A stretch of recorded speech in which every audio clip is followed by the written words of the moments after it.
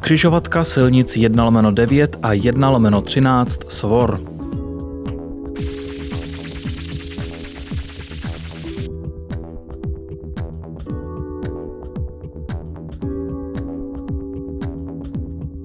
Stávající silnice 1/9 a 1/13 na rozhraní Libereckého a Ústeckého kraje jsou vedeny mezi Novým Borem a Svorem ve společné trase. U obce Svor ze stávající úrovňové křižovatky je silnice 1/13 vedena přes Cvikov směrem na Liberec. Silnice 1/9 je vedena směrem na Rumburk a dále na hranice se Spolkovou republikou Německo průtahem přes obec Svor.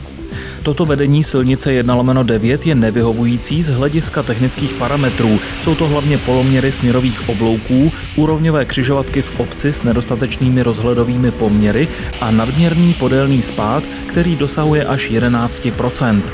Nevyhovující je též vedení dopravy zastavěnou částí obce. Jedná se o oboustrannou přilehlou zástavbu s řadou výjezdů a křižovatek s místními komunikacemi. Dle sčítání dopravy z roku 2005 dosahuje intenzita dopravy v obci 6582 jednotkových vozidel za den s podílem nákladní dopravy 38%. Intenzita dopravy na silnici 1/13 v prostoru stávající úrovňové křižovatky dosahuje až 12 352 jednotkových vozů za den. S ohledem na technické parametry, intenzity dopravy a vedení silnice 1/9 obcí Svor jsou stávající křižovatka a trasa silnice 1/9 nevyhovující a vykazují řadu dopravních závad s nehodovými místy. Z těchto důvodů je navržena přestavba křižovatky silnic 1/9 a 1/13 a přeložka silnice 1/9. U přeložky silnice 1/9 je navržen východní obchvat obce. Začátek přeložky silnice 1/9 je v nové okružní křižovatce umístěné na ploše stávající křižovatky.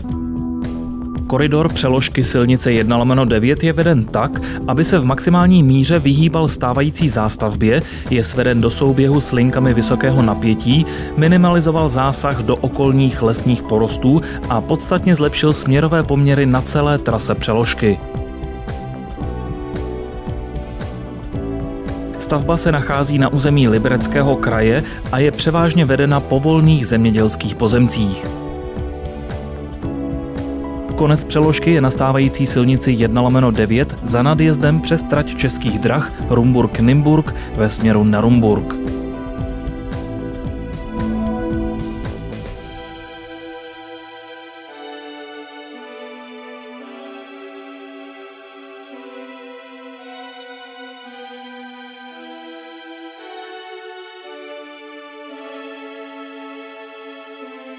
Návrh přeložky silnice 1/9 je zpracován pro kategorii dvoupruhové silnice S11,5/60 s tím, že v místech velkého a poměrně dlouhého podélného spádu budou jízdní pruhy doplněné o přídavný pruh ve stoupání.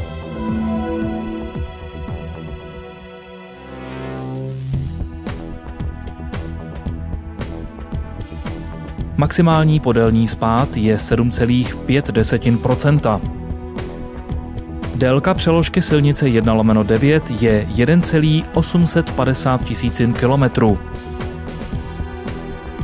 Křižovatka silnic 1/9 a 1/13 je navržena jako velká okružní křižovatka průměru 120 metrů s dvoupruhovým okružním pásem šířky 9 metrů.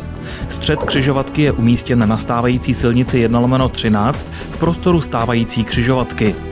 Do křižovatky je napojeno celkem 6 ramen. Jsou to silnice 1/13 od Cvikova a od Nového Boru, silnice 1/9 od Rumburku, vjezd do Svoru, příjezd ke hřbitovu a na okolní pozemky a napojení místní komunikace.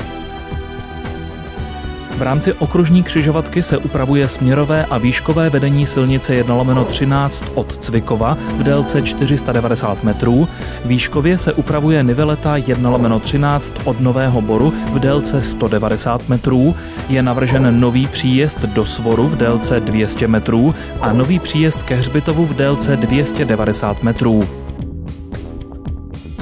S okružní křižovatky je přeložka silnice 1/9 vedena východním obchvatem Svoru s tím, že v proluce stávající zástavby kříží Boberský potok a 2 protisměrnými oblouky o poloměrech 325 metrů a 400 metrů je vedena volným územím mezi stávající okrajovou zástavbou obce a okrajem lesního porostu. Trať Českých drah kříží přeložka směrovým obloukem o poloměru 325 metrů, zhruba 40 metrů od stávajícího mostu směrem ke Svoru. Napojení na stávající silnici je obloukem o poloměru 400 metrů. Na trase je navrženo celkem 5 mostních objektů. Most přes Boberský potok délky 40 metrů,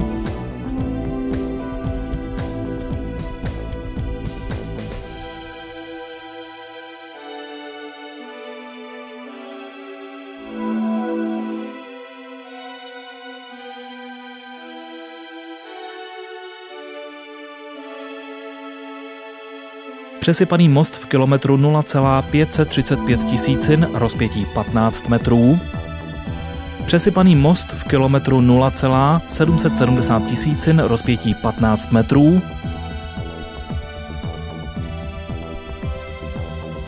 most přes trať Českých drah délky 40 metrů, most přes přeložku silnice 3/26 842 v kilometru 1,445 tisícin, délky 100 metrů.